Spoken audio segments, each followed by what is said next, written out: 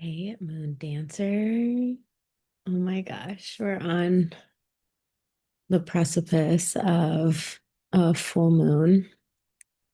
Mercury is stationing retrograde, and according to Western astrology, Jupiter is moving into Leo for the next like 12-ish, 13-ish months. And full moons have always been a mirror. She does not create what lives within us, but rather the moon, she reveals it. On Monday, June 29th, the sky really tells one story, but through many languages. In Western Hellenistic astrology that I am studied, in Western astrology, the moon reaches her fullness in the sign of Capricorn, while the sun shines opposite from Cancer, illuminating the sacred dance between home and ambition, rest and responsibility, tenderness and resilience. And at pretty much the same time, Mercury stations retrograde. So, what does that mean? That's slowing the pace of the mind and inviting reflection before action. Just beyond the horizon, one of the year's greatest astrological shifts unfolds with Jupiter entering Leo. And this is really beginning an entirely new 12-year chapter of creativity, courage, leadership, generosity, and wholehearted expression. I, for one, am very into inviting reflection before action. I am guilty of that. And it's something I've been working on over the last several months, really the past couple of years. And I'm like ready for it, baby. Like, let's bring on this retrograde where I think like people, we get conditioned to be like scared around Mercury retrograde. And I personally feel it's such a gift. It's almost like the sacred pause where we are invited to like slow the fuck down.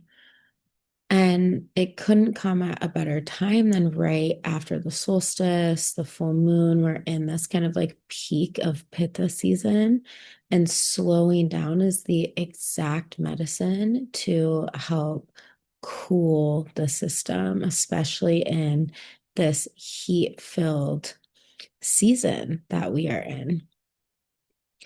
How across the world, Vedic astrology tells the same story, but it's through another lens.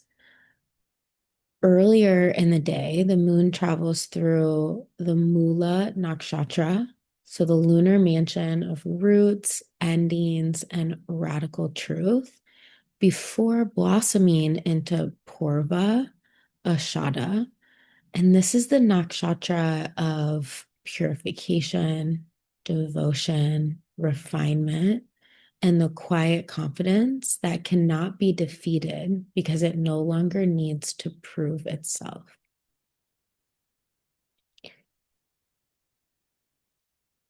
In Vedic astrology, Jupiter is currently exalted in its home sign of Cancer and will be for the next 12 months. And so we have this kind of really beautiful interplay of Jupiter in Cancer Vedic and Leo Western. And I think that there's a lot to dive into there. And so I am excited to kind of bring this marriage of the two together. But for now, this full moon is in such a potent time with these two lenses, Vedic and Western. You can think of it as different skies, different symbols, but essentially the same invitation. And that is before life expands, it refines. Before we step into a larger version of ourselves, we are asked to release the identities that can no longer carry us there. This is not simply another full moon. It is truly a threshold, a bridge between the life you've been cultivating and the life that is quietly waiting to emerge. Harvesting what your devotion has built. Only a few weeks ago, Jupiter entered Cancer in Vedic astrology, reaching its place of exaltation. What does that mean? It basically means that it is the most fine-tuned instrument, playing and enjoying and living up to this biggest, fullest potential. Now, the sign of Cancer has been teaching us how to nourish ourselves more deeply, soften into our hearts, strengthen our emotional foundations, and remember that growth begins where we feel safe enough to bloom. Now, this full moon really asks a beautiful question. What has your devotion actually created? Not what you hoped would happen, not what you planned 6 months ago. What has your daily practice produced? What have your boundaries protected? What have your relationships taught you?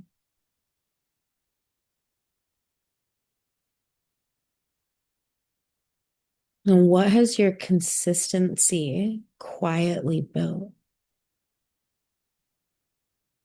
And the full moon is never about striving. She is about witnessing. The moon illuminates the harvest already growing in your life. Summer often seduces us into constant movement.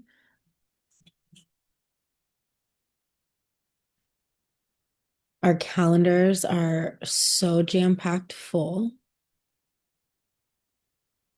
Our vacations begin. The days stretch long. The world becomes a lot louder.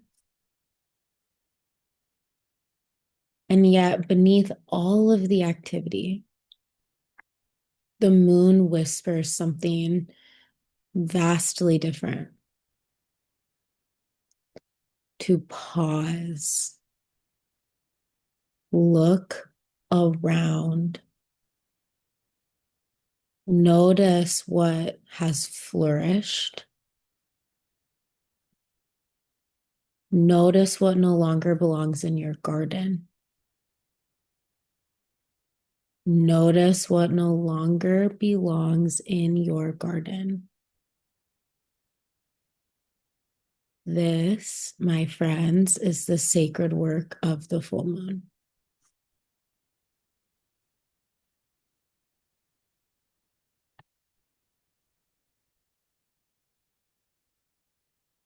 Now, according to Western, and again, I study Hellenistic astrology, which is kind of the precursor to modern astrology. So it's a little different.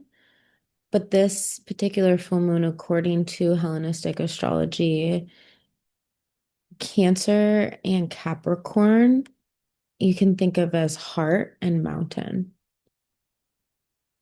So every single full moon occurs across an axis.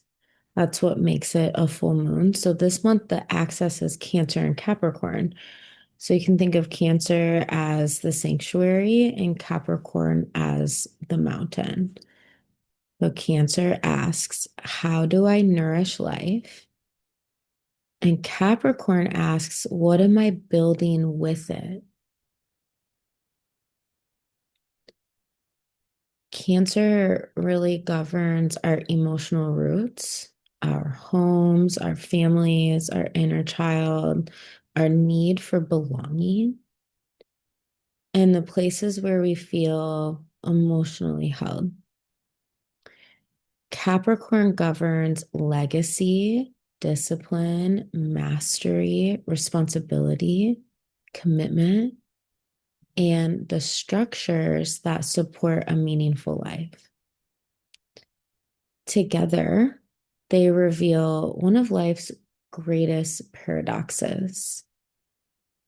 We cannot build a meaningful life if we continually abandon ourselves while building it. We cannot build a meaningful life if we continually abandon ourselves while building it. Many of us inherited a definition of success measured solely by productivity. Keep achieving, keep proving, keep climbing. Yet Capricorn, at its highest expression, is not obsessed with achievement, but rather it's devoted to integrity. The mountain is climbed not for applauses, but because each step shapes the person taking it.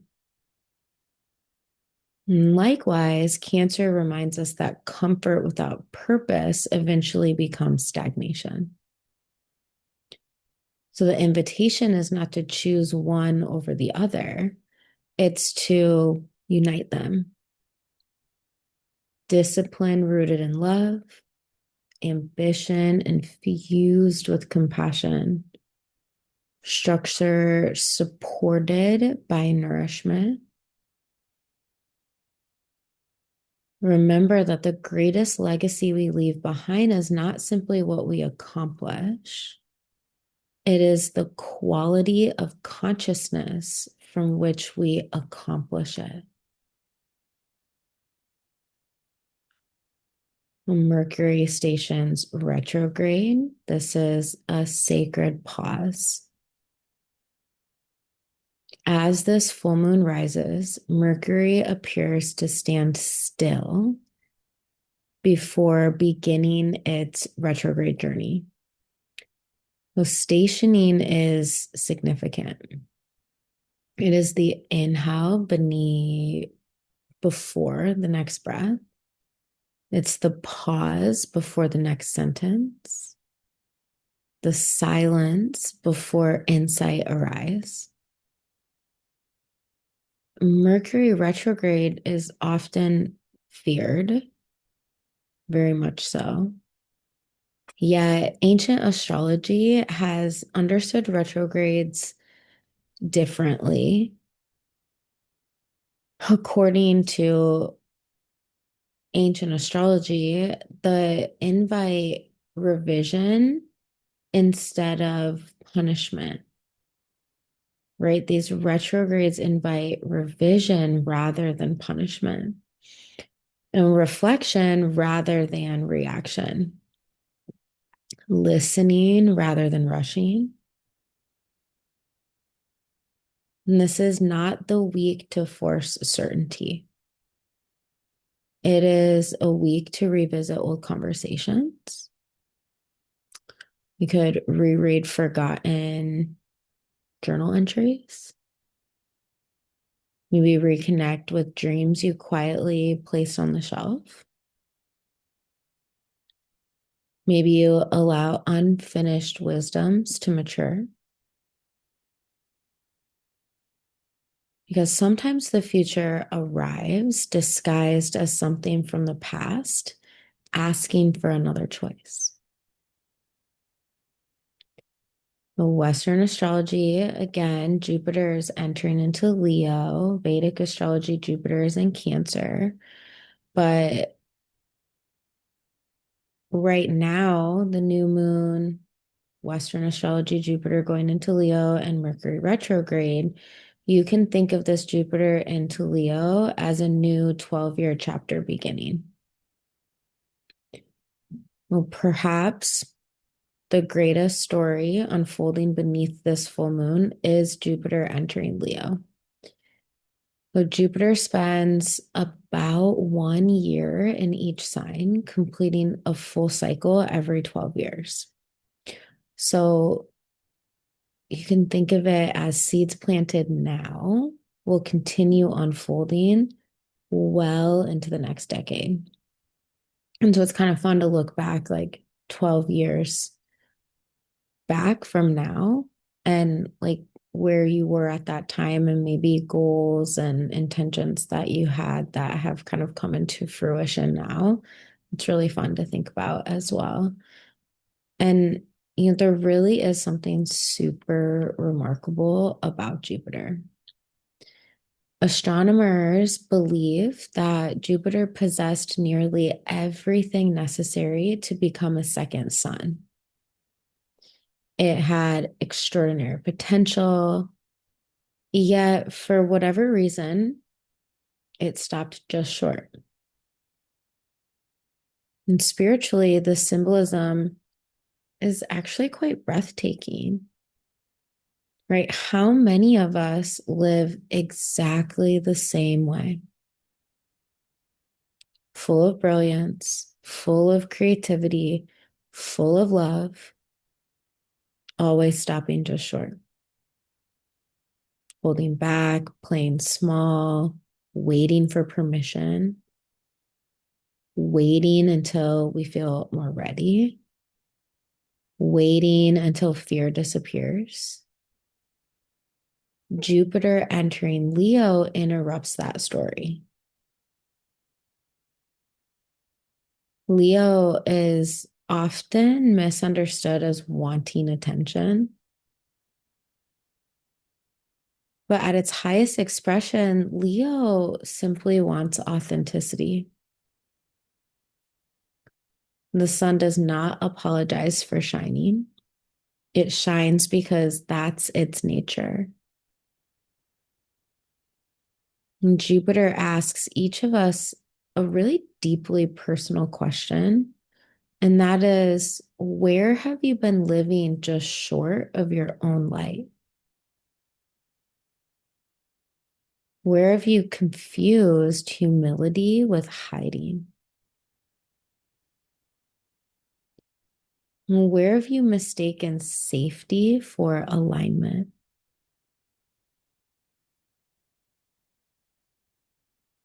Where have you silenced your voice because visibility felt vulnerable? There may be a version of you that's waiting for this moment while also simultaneously fearing it. The version that stayed quiet, that placed your dreams on a pedestal, that whispered, maybe that's for someone else. And truly honor that version of you. It protected you, but perhaps its work is complete. The next 12 months are asking something so different, not to become louder, not to become someone else, but to become unmistakably yourself. And the world does not need another performance. Good Lord, we do not need another performance. What the world needs is your presence. Now, the Vedic perspective, Vedic astrology, the moon plays such a massive role, and there's 27 lunar mansion constellations. These are the nakshatras, and the moon is moving through almost one nakshatra a day. And so, while Western astrology really focuses on the sign that the moon is in, with this full moon it being Capricorn, Vedic astrology really tells another beautiful story. The moon begins the day in what's called Mula Nakshatra before it enters into Purva Ashadha. So the symbolism of this really couldn't be more profound. The word Mula means the root, and its deity is Nariti. And she's associated with dissolution and dismantling of illusion. So Mula asks us to trace every fear, every habit, every attachment back to its origin. Where did this begin? Whose voice have I been carrying? What belief no longer belongs to me? Think of this as like pulling weeds from a garden. Mula does not trim the leaves. It follows them all the way down into the roots. And then comes Purva Ashada. And this is known as the undefeated one.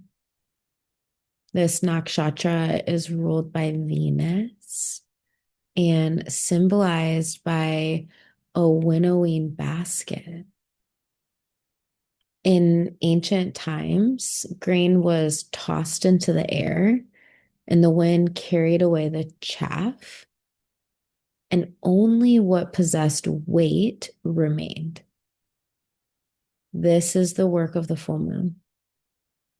Life is asking you to sift, to separate what is essential from what is merely habitual, purpose from distraction, truth from performance. Purva Ashada reminds us that true victory is not defeating others. It is becoming unconquerable by your own fear. So again, different traditions, one story. One of the most beautiful discoveries when you begin to study multiple wisdom traditions is really realizing that they often arrive at the same truth, but through different languages. Western astrology asks, what structures support your purpose? Vedic astrology asks, what roots need clearing before your purpose can flourish? Mercury asks, what deserves another look? Jupiter asks, what becomes possible when you stop hiding? The full moon simply shines light on all of it. Now, Ayurvedically, this full moon is like about cooling the fire while still honoring the light. So, as I mentioned, we're in the height of Pitta season. Summer is governed by fire. We have long days, strong sunlight, really, really busy schedules, a greater ambition. And transformation does require fire. And Ayurveda calls this fire Agni. You can think of it as like the sacred digestive fire. Without Agni, there's no courage, there's no clarity, there's no transformation. Yet a fire that burns way too intensely eventually becomes consumed by its own fuel. This full moon reminds us that sustainable growth is nourished, not forced. So support your body by emphasizing really cooling foods, watermelon, cucumber, basil, mint, cilantro, coconut, berries, zucchini, leafy greens, fennel, rose, and seasonal fruits. If you can, drink room temperature water. I was a ice cold girly. And when I started studying Ayurveda, I had to literally train myself to prefer room temperature water over cold. And now when I drink cold, it is such a shock to my system. So if you can, drink room temperature water. Now, I live in Nebraska. It's hot as fuck here. And so if it's, in the hundreds, then ice cold water is probably appropriate. So really just kind of remember that you're your own wisest teacher. And so we tap into that. If you can, spend time near water, rivers, lakes, streams, pools, and if you can, beneath the moonlight. And if you can't near water, just hang out under the moonlight. Oftentimes, full moons, we have a bit of insomnia. That might be why I'm recording this at 11:13 at night. But full moons are really this time where you could walk barefoot. You rise early before the midday heat. If you can, choose slower movement, yin, restorative, gentle Kundalini, a slow flow, like just taking a slow walk, doing maybe like a slow practice of whatever. And if you can, let nature regulate your nervous system. And always remember that nature never rushes, and neither should you. Neither does your healing. And yoga really teaches this idea of becoming the witness. In the Yoga Sutras, they teach that suffering often arises because we mistake ourselves for the movements of the mind. We need to be steady like the mountain, but soft like the water. And yoga invites us to become both rooted and fluid. This full moon reflects the balance quite beautifully. Capricorn offers the steadiness of the mountain. Purva, Ashadha offers the adaptability of flowing water. Both are absolutely necessary. And the sutras remind us that a posture should embody steadiness and ease, not rigid, not collapsed. The same is true for life. Strength without softness becomes control, and softness without strength becomes instability. So your practice this week becomes an opportunity to embody both. The full moon makes everything brighter: joy, fear, grief, excitement, old stories, future possibilities. And yoga asks for you to become the witness, not detached, not present,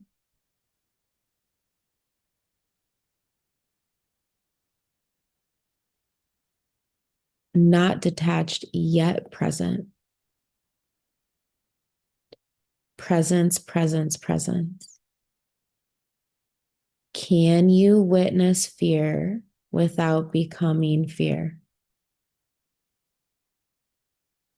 Can you witness disappointment without becoming disappointment?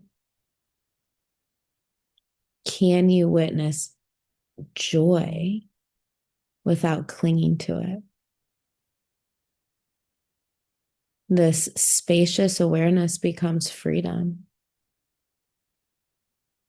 So if you can, practice really grounding postures, warrior two, tree pose, chair, fierce pose, crescent lunge, mountain.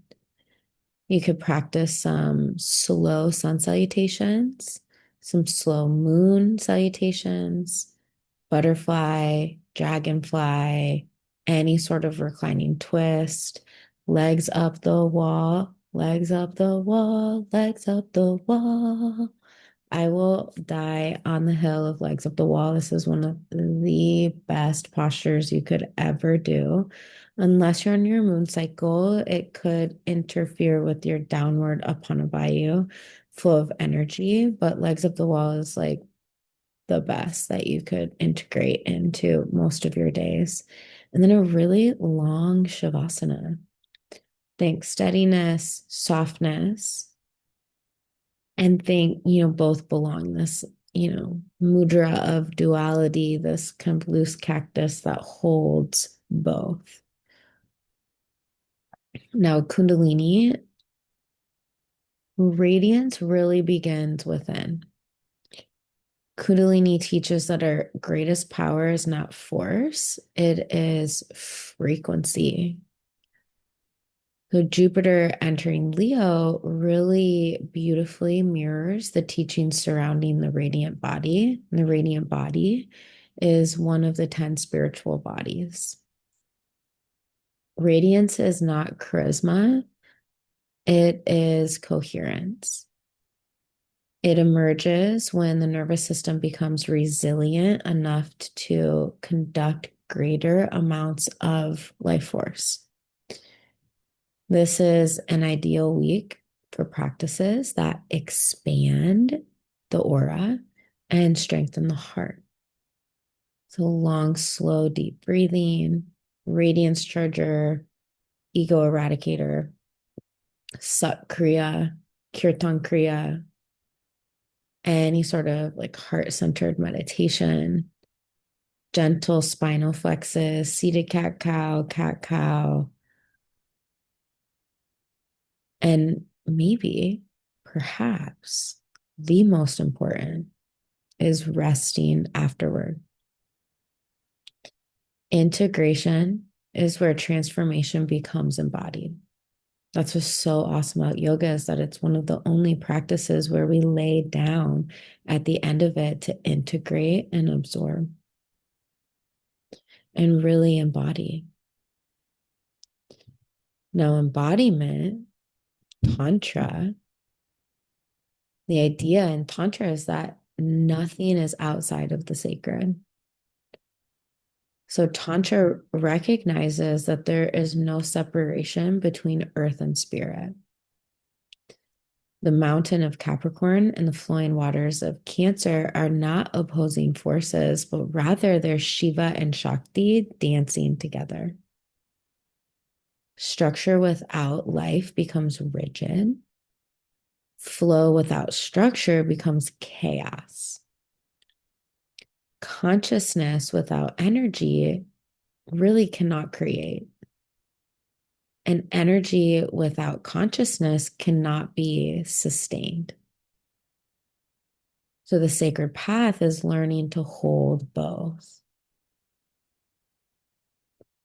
This is why Tantra never asks us to escape ordinary life, but rather Tantra really asks us to become intimate with it, intimate with life.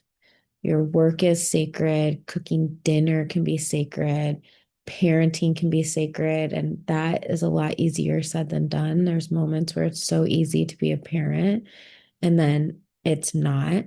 And so that can be sacred, all of it. Your boundaries are sacred. Your rest is sacred. Every single conversation, breath, challenge, celebration, each really becomes a doorway into awakening when we are fully present. I am so guilty of not being fully present. And it's something that I've been very much so working on in my life.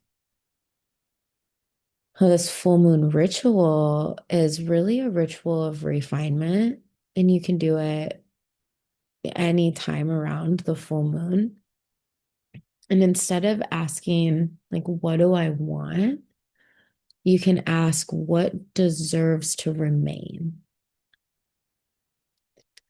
And as the moon rises, you can step outside if possible. She'll be pretty big for the next couple of days. You can light a candle and place a bowl of water beside you to honor Purva Ashadha's connection with purification and the flowing wisdom of Venus. Sit quietly. If it's comfortable, you can place one hand on your heart and the other one on your belly and just breathe deeply here. Really allow your nervous system to settle, to soften, to relax. And then you can reflect.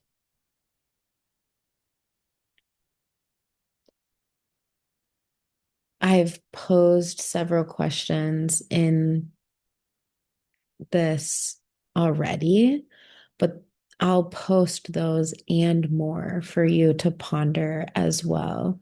And you can write freely. Maybe you would rather speak it out loud.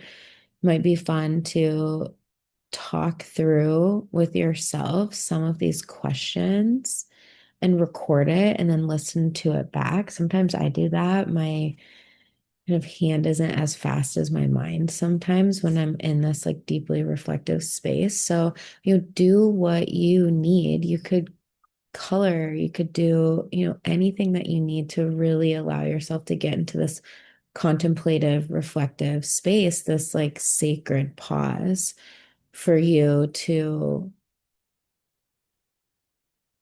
embody and really harness the power of this experience right now. You can also write 2 lists. And on the first list is everything you are done carrying, everything that you have completed carrying, you're done with it. And really offer gratitude for each of those lessons and then safely burn or tear the paper up. Now, the second list contains only one thing. And that's one practice, one boundary, one conversation, one daily ritual. Remember that small acts, repeated consistency, really become destiny. They become who you are over time. One small act repeated consistently. And then finally, if you can, sit beneath the moon for several minutes, really without asking for anything, just opening your heart and receiving. Well, perhaps this is why every single wisdom tradition ultimately points toward the same truth. Ayurveda teaches us to live in rhythm with nature. Yoga teaches us to witness rather than become lost in the fluctuations of the mind. Kundalini reminds us that our greatest radiance emerges through an awakened heart and a resilient nervous system. Now, Tantra reveals that nothing exists outside the sacred. And astrology simply reminds us that when certain doors become easier to open. So on June 29th, you can think of this as several of those doors stand open at one time. The roots have been exposed. The unnecessary is falling away. The harvest is ready to be gathered. A new 12-year journey quietly begins. And remember that you do not need to force what comes next. You really only need the courage to become fully available for it. So get outside, baby. Stand beneath the moon. Feel the warmth of summer. Notice how the light reveals both abundance and what still longs for tending. And then remember this: nature never rushes her harvest. She trusts the rhythm, and you are a part of that rhythm. The universe is not asking you to become someone else. It is asking you to stop becoming smaller than the soul you already are. The roots have done their work. The ceiling is cracking. The mountain has shown you what must endure. And the river has shown you what must flow. Now, let yourself become as expansive as your heart has always known you could be.